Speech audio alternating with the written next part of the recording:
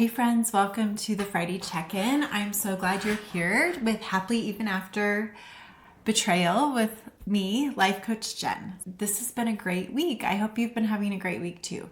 This week on my podcast, I talked about how an intimacy fast can help rebuild trust after betrayal. This is if you want to stay married, and many of you do. I get it. I wanted to stay married too. I didn't want to get divorced. But sometimes divorce is the best option. Some of you might think that sounds crazy. It could be helpful because oftentimes, especially if the betrayal has been, we're experiencing betrayal trauma. And so connecting with our spouse in an intimate way is going to be hard and challenging. And many of us will try to logic our way into having sex with our partner. And it's just not going to be a great experience for either one of you. And so I think trying this may be helpful. And please listen to the podcast because there's lots of parameters, lots of really connecting daily, just in a different way, more emotionally intimate way. And that's going to be hard probably right at first. I personally haven't done this, but I have some clients doing it right now and it's really working. And I have known people to have done this and it works. And so if you're thinking, I don't know, I've tried everything, we're just really struggling in this one area, it's maybe worth a try. Your spouse has to be 100% on board, which means they are working on rebuilding trust. They want to stay married. They're taking ownership, 100% ownership of the affair and accountability. This might work if all those things are in order and they're doing that, and this might be something to consider. I just like to bring things to my podcast that you just might want more information on. So this is one of them. And if you have ideas for my podcast or you're really struggling with something, please send me an email. There's a way to text me in the show notes. You can just text me. Let me know what you want to hear, and I'd love to talk about it. As well as I'd love for you to leave me a review. That's how people find me, find my podcast so it can help them. I have over 200 episodes that I've spent a lot of time and energy on and taking you through my own healing journey, as well as trying to help you heal from betrayal. Now for what's going on in the news as far as an affair and all the things. This week I'm going to go politics. And if you haven't heard about Eric Swallwell, he is a member of the U.S. House of Representatives. He was also running for the California state governor. It is an affair, but it is sexual misconduct, which in my opinion is worse than an affair because an affair are two consenting adults.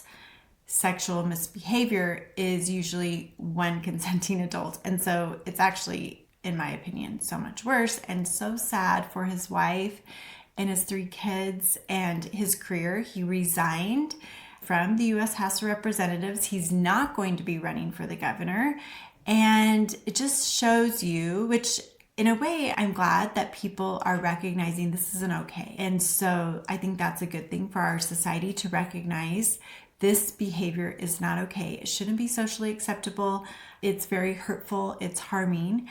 But when we do things that are out of alignment with our values, it ruins so many lives. And it's just so devastating. My heart goes out to his wife and his kids and his family, but it's not okay. We have to control ourselves and figure out what's going on. Why, for whatever reason, his behavior is just out of control.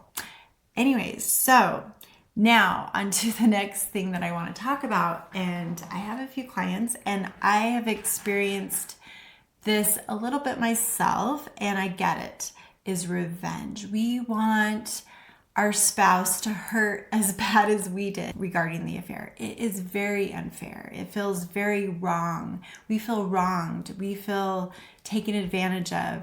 We want them to feel our pain. And I think that focus, I get it. However, that will keep you stuck.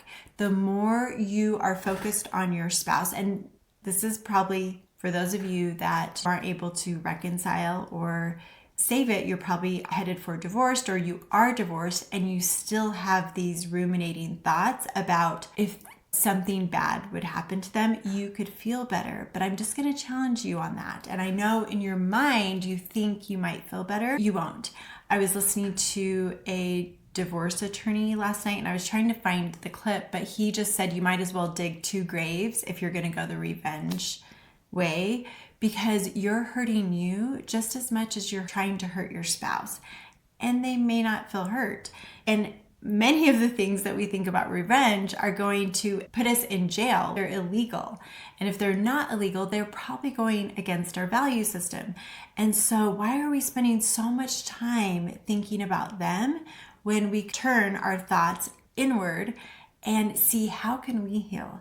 And in my opinion, the best revenge is healing and becoming the version of you that you always knew you could be. However, being married to this person, you couldn't be.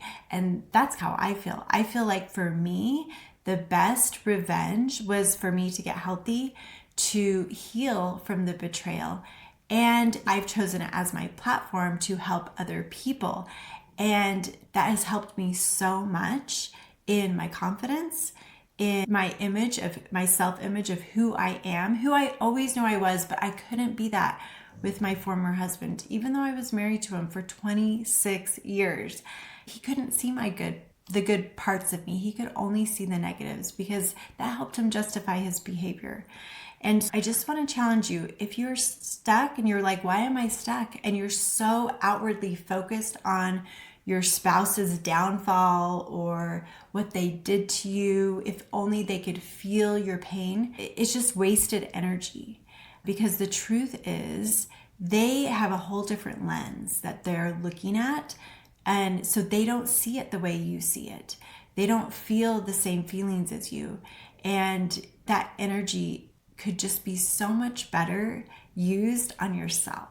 I get it. It's very understandable that you feel this way. So don't judge yourself. Just be curious. Interesting. Why am I spending so much time thinking about them when I could spend all this time and energy on my own healing and my own growth and becoming a 2.0 version of yourself? It's totally possible. That is my soapbox for my clients, as well as each of you who might be struggling with the thought, if I could only get back at them, they would know how. And onto my life. Can you believe that it is April 17th and yesterday it snowed all day long? Today I woke up, there's still snow on my trees, snow in my yard. I live in Utah. We had the strangest winter ever. It barely snowed. And now in April, in spring, it is snowing, which is definitely not uncommon, but it is interesting that it's been snowing because it hadn't snowed during the winter. So now in spring, it decides to snow. It's a little colder, hence why I'm wearing a sweater.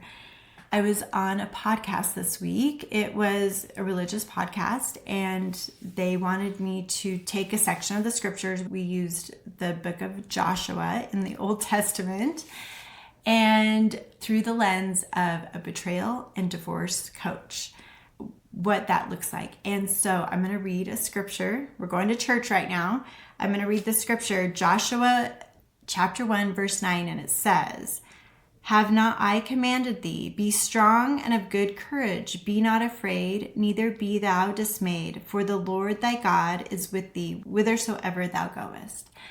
And I like that scripture. It's a good scripture for those of you and me who've been betrayed, because first of all, if you have God in your life, that can really help you. Now, if you don't believe in God, or that's not your thing, whatever you believe in, a higher power, the universe, you can apply it. And it talks about courage. And I think courage is such a great word, because we think having courage, I'm going to give you the definition of courage: the ability to do something that frightens us, strength in the face of pain or grief.